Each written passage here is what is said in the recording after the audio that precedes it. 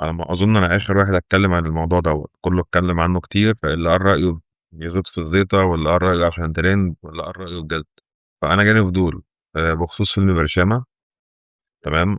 انا شفت بوستات كتير بيتكلموا عليه وبينتقدوه، ان هو بيتكلم عن الدين بطريقه استهزائيه، او بيستهزأ عن الشخص اللي هو متدين او ما الى ذلك، يعني كل واحد يتكلم بطريقته. فانا بصراحه جالي فضول، فقلت اما اتفرج على الفيلم واشوف هل الناس فاهمه غلط ولا فعلا في لخبطه في الدين، هم بيستعبطوا. فانا مش شيخ عشان احكم، ولكن عندي عقل، يعني انا مسلم، ففي حاجات اكيد اعرفها في ديني، وحاجات طبعا ما عنديش علم بيها، بس البديهيات. ولو حاجة مش فاهمها أكيد بسأل واستفسر. فاتفرجت على الفيلم، وريتني ما اتفرجت عليه بصراحة.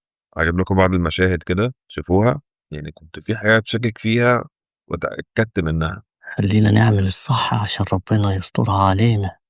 أنا بعمل الغلط وربنا بيسترها معايا، وهو ده التحدي. وهو ده التحدي، فأنت بتتحدى مين؟ ربنا بيسترها عليك، المفروض الواحد بيقول الحمد لله ربنا بيسترها عليا. تمام، لأن أي حد مش حمل أي فضيحة ليه حتى لو قد كده. فأنت بتتحدى مين؟ بتتحدى ده لمين؟ لربنا؟ يعني هل أنتوا عاقلين في حاجة زي كده؟ إيه المضحك في الموضوع؟ وإيه الكوميدي في الموضوع؟ وإيه الرسالة يعني بيقول لك الفن رسالة، إيه الرسالة في الحتة دي؟ أو إيه الفكرة في الحتة دي؟ هنا بقى لما الأستاذ بتاع اللجنة اتوفى، أو على حسبهم اللي هو اتوفى، يعني بسبب إن هو اتعصب وكده وتوفى، مصطفى غريب بيرمي الإفيه. أنا معرفش هنتسأل في إيه وهو اللي بيتسأل دلوقتي. هو انتوا بجد واعيين للكلام دوت؟ لا حرمة للميت، انت ماشي في الكلمة، لو اي حد هيتوفى هينزل القبر هيتسأل. اي حد صغير قد كده هتسأله هيقول لك الملاكين هيسألوني تحت في القبر، ربنا يرحمنا عن عذاب القبر يعني. ليه الإفيه؟ دي مالهاش بلاش علاقة بالدين عليه، ديت. هو انا محرص. زميلهم بيبص بالشباك، يعني بيشوف ان في حد جاي او لا عشان يغشه، فبيقول له حرص، فبيقول له ما تقلقش هو محرص. يعني دوت في على الكلمة التانية اللي احنا فاهمينها يعني. المفروض كان هشام ومصطفى في الحتة ديت ما كانوش بيدخلوا فيها اصلا، فكرة اللي هو الايحاءات او الرمي الافيه البلاس 18 زي ما بيقولوا، يعودوا الناس بدل ما يقولوا الكلمة صريحة شتيمة لا يقولوها بإفيه. الغش اخرته غش النار. اخرته النار تاني بيقول انا هتتحرق. غشيت قبل كده وما اتحرقتش، انا مش بعيد نفس الكلام بس بتك على الكلام اللي هو انا ايه، غشيت قبل كده اللي اتحرقت محدش وقتها. واخد باله شوف منه. كانت يعني هو بتغش. لا برضه كنت بقول. بيتحدى تاني، او ربنا مش بيعاقب، او انا بعمل اللي انا عايزه، محدش بيحاسبني، مفيش رقابة، مش بتكلم في الدنيا بتكلم على الاخرة. فالتاني اللذيذ مصطفى بيقول له انا خالتي اتحرقت دلوقتي، كانت بتطبخ، اللي هو برضه استهزاء بالعقاب. استهزاء بالعقاب مقابل انك عملت حاجه، يعني الغش او الكذب او ايا يكن ايه هو الحاجه، بيستهزئوا بالعقاب. واحد يقول لك وهو ده التحدي، ويقول لك تاني مره انا غشيت وما اتحرقتش. اللي هو ما شاء الله، يعني استغفر الله العظيم يا رب، يعني قصده اللي هو ربنا ما قدرش يعمل معاه حاجه، او هو غلط براحته ومحدش عاجبه، مش فاهم. إيه الاصرار انك تدخلنا النار او هيديك بونص؟ هيدوك بونص. أكيد فيها تارجت يعني وكده. برضه بيستهزأ بالعقاب للمرة التالتة. هو أنت يا حبيبي حمل نار الدنيا عشان تبقى تستهزأ بنار الآخرة؟ يعني ربنا يعافينا ويرحمنا من عذاب القبر وعذاب النار. الفيلم كله مرمي على فكرة اللي هو إيه، إحنا هنرمي إفيهات في الدين، يعني أي حاجة فيها دين هندخلها، زي الناس مثلا اللي هم إيه، مش بيحبوا مصر، تمام، اللي هم بره مصر دول. أنا بدي شبه والله، مش قصدي حاجة، بس يعني بشوف بوستات كده مثلا واحد بيتكلم ماسكه حرامي في الحتة الفلانية، أكيد مصري. فاهم القصة، اللي هو بيدخلوا مصر في أي حاجة، في شغف في الحتة الفلانية أكيد مصر. فهو فكرة الفيلم يعني إحنا ندخله الدين في أي حاجة عشان نعمله إفيه. مم. الصمت قاتل يا ونكسر جماعه الصمت الصمت ده بتمرين. قاتل. عندهم يعني وكده، وفي يعني حد رمضان يكسر الصمت ده برضه بتقوم إفيه رايح. بيوحي بالدين.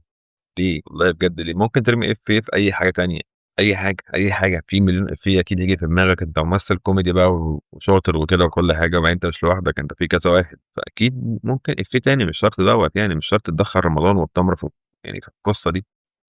ليه؟ يعني جايبين الأهتم اللي في فيهم، في الحالات كشخصية دي الأهتم يعني اللي بنقول فيهم، دعاء التذكير، هو اللي هيقول بنفتكر كل الدعاء. حاجه. فطبعا البند قولي التاني اللي ورايا. هو إيه، اللهم. اللي هو نساه، دعاء التذكير ونساه، يعني زي اللي هو أنا بجيب أم من جاسية عشان ايه؟ تفكرني ونسيت مكانها فين. اه. وفي الآخر اللهم قال اني لك اللهم لك صمت صمت. وعلى يا رزقك جماعة أنتوا افطرت. واخدين الدين محتوى ليه؟ طبعا احترم الجنة الجنه تحت تحت أقدام اقدام الأمهات، وإحنا عارفين الامهات. حاجة قسما زي بالله كده، لو لكن قدامنا كده اللذيذ ناخد التاني جهنم بيقول بالحضن. لو دي الجنة فناخد جهنم بالحضن. برضه مستقلين بالعذاب، مفكرين العذاب وجهنم دي حاجة لعبة كده، تمام، ومفكر خلاص اللي هو داخل الجنة وضامنها، فلا أنا هرفس الجنة، استغفر الله العظيم يا رب، يعني مش عايز الجنة، فأنا هدخل بمزاجي جهنم عشان ريحة الشراب والإفيه واللذاذة. هو هل بجد في حد ضحك على الحاجات ديت؟ كده مسك 8 مرات وما مرات قبل اتحكمش عليا كده غير مرة واحدة، عارف ليه؟ بتصلي عشان بتصلي. لا مش عشان بصلي يا هو خفيف، الصلاة عشان بتنجال أي حاجة، قول. الصلاة بتنجيك عشان من أي بعرف حاجة، اكذب، تمام، واللي تدعي بيعرف ربنا يكذب فيها بيعرف اللي بيكذب. تنجيك من أي مصيبة أنت فيها. قال له لأ، فقال له عشان بكذب. يعني هو شايف إن الكذب أهم من الصلاة، هو اللي بينجيه. ودي برضو نقطة اللي هو بيعلم الأطفال أو الجيل يعني الصغير، اكذب. الكذب هيعديك معرفش من إيه، والكذب هينجحك في إيه، والكذب هيعمل لك إيه.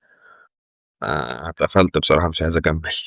فكرة ده الغش طبعا حلال استهزاء بفتوى لو في في الدين، الضرورة. وجايبين انت بتجهل. الأهم اللي فيهم في انا الشخصية دارس مذهب ابن حنبل والدين. كله وما قالش كده. اه للأمانة الغش مش ابن حلال حنبل اللي إلا في قال، الضرورة. امال ابن مين كده اللي دخلنا بقى ابن في عمي. الاستهزاء بالمذاهب. قال له مذهب ابن حنبل، ما قالش كده، قال له لا ده مذهب ابن عمي. هو انا بسمع ده بجد يا جدعان؟ كانت بتبص وزي من حضرتك الشباك، يعني بتبص دي ان رؤية في ولا ايه؟ حد رمى عليهم أو حاجه، سكرات الموت. فالتاني بيقول لها دي رؤيه، رؤيه في المنام يعني، فالتاني بيقول سكرات الموت، فبرضه استخفاف بالموت. بقى لهم ساعه بيحلفوا في الحمام، ربنا مش يقول له والله ما اعرفش ما عملتش ايه، والله ايه، والله ايه. بس يا رب عشان كده قال له ما تحلفش في اقسم الحمام بالله انت بتقطعش. هتتلبس. ما ينفعش تحلف بالنسبه في الحمام، للحلفان اللي قبل كده هتتصدم.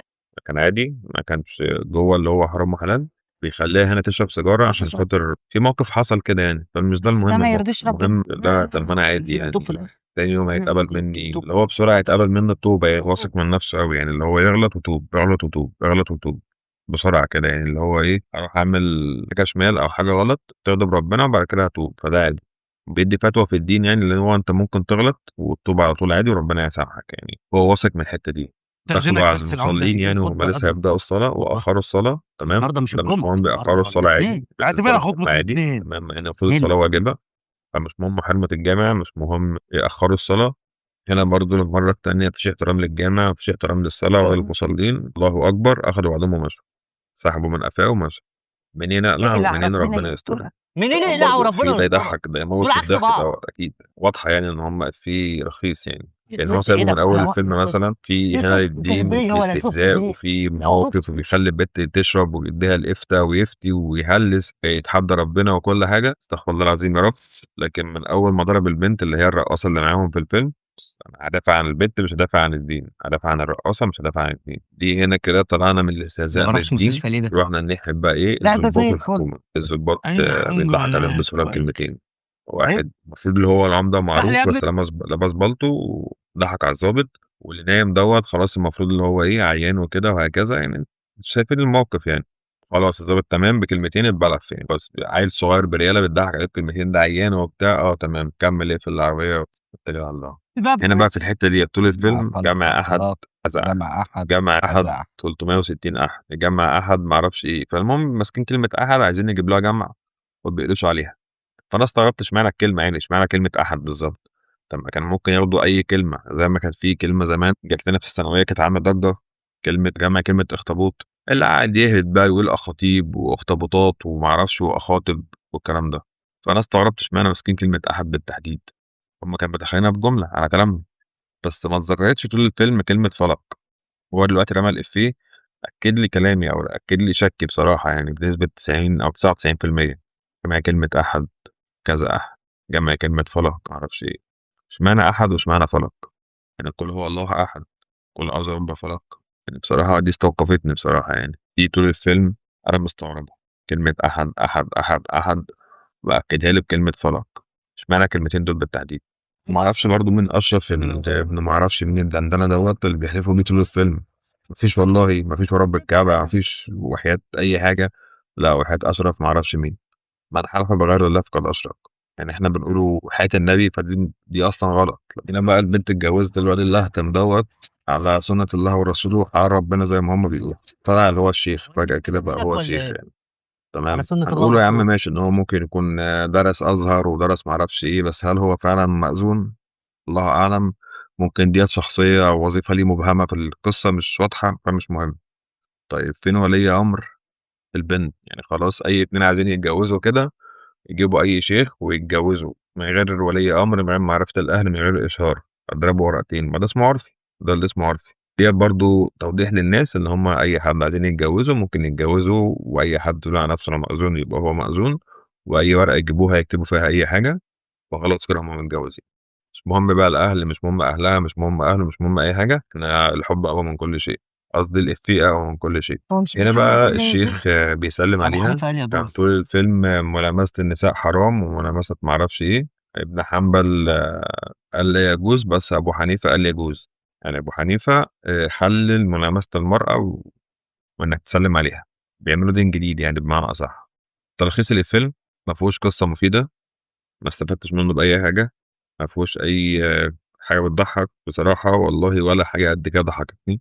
مش عشان خاطر أنا داخل أنتقده، لأ بجد مفيش حاجة ضحكتني. يعني أنا شخصيا زي ما بقول بحب الممثلين دول والله، مصطفى غريب ولا هشام ولا التاني اللي هو الأقرع دوت، أنا بحبهم وكنت بتفرجهم على حاجات بيبسطوني جدا، مثلا زي اللعبة زي ما قلت اللي هو هشام ومصطفى لما طلعوا مع بعض، والشاب التاني اللي كان عامل طبوظة دوت مع الكبير. لكن الفيلم قصته إيه؟ ملوش قصة، يعني كل حاجة غلط. يعني إسفاف بالدين، وإن العمدة عايز يغشش ابنه غصب عن أي حد، وبيحاول اللي هو يغشش ابنه عشان يخليه يمسك العمودية، وبيستغل سلطته اللي هو يأذي يعني يأذي اسمه دوت الأستاذ عشان يطلع منه الإجابات، وبرضه يغش ابنه. يعني المهم الفيلم كله عبارة عن غلط في غلط، كله عايز يعمل حاجات شمال في شمال تمام. حتى الشيخ اللي هو هشام أو اللي هو متدين، مش هقول شيخ، مثلا الحسنة اللي في الفيلم لا جه في الآخر بوظها خالص، رمى إفيه رخيص ملوش أي 30 لازمة، حلل الدين على دماغه. يعني زي ما انتم شايفين أنا بتكلم من غير روح كده وأنا مش مبسوط أصلا، لأن ما توقعتش الفيلم كده. قلت إفيه اتنين كان الكل بيتكلم عليهم، إن هو بتاع أنا بكدب وما بيحصليش حاجة وهو ده التحدي. طلع لا، الفيلم كله إيحاءات، إيحاءات باستهزاء بالدين. في حاجات صريحة وفي حاجات لاعبينها، في حاجات أنا ممكن ما خدتش بالي منها. أنا مش فاهم إيه هدف الفيلم، ولا هم أصلا قصدهم يعملوا كده عشان الكل يتكلم عليهم وينتقدهم، زي فيلم السلم والتعبان لما كذا حد طلع يتكلم عليه وانتقدوه وقال لك في إيحاءات وفي رقص وفي. فهل أنتوا بتعملوا كده ما لقيتوش حاجة تعملوها؟ ما فيش حاجة فكرة جت في دماغكم؟ فاللي هو هنطلع نستهزأ بالدين، هنستخف بعقول الناس عشان يطلعوا يتكلموا علينا ونطلع ترند، صح كده؟ ربنا يسترها علينا وعليكم، وأتمنى أكون وضحت كام نقطة للناس.